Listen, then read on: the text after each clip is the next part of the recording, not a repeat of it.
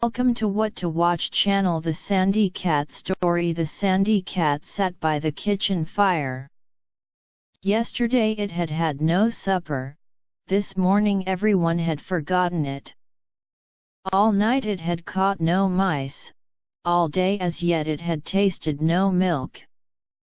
A little grey mouse, a saucerful of milk, a few fish or chicken bones, would have satisfied it.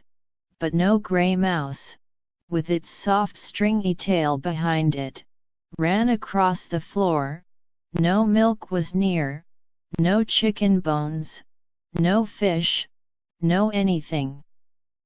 The serving maid had been washing clothes, and was hanging them out to dry.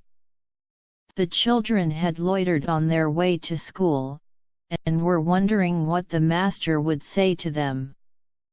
The father had gone to the fair to help a neighbor to choose a horse. The mother sat making a patchwork quilt. No one thought of the Sandy Cat. It sat by the fire alone and hungry.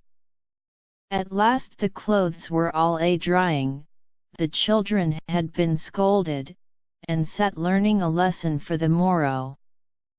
The father came from the fair, and the patchwork quilt was put away. The serving maid put on a white apron with a frill, and a clean cap, then taking the Sandy Cat in her arms, said, "Pussy, shall we go into the garden?"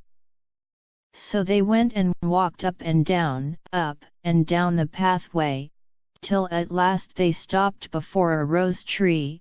The serving maid held up the cat to smell the roses, but with one long bound it leaped from her arms and away. Whither?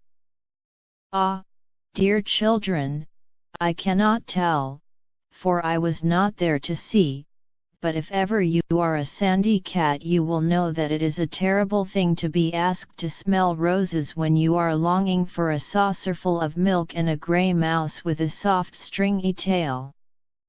If this video is useful, don't forget press subscribe and like.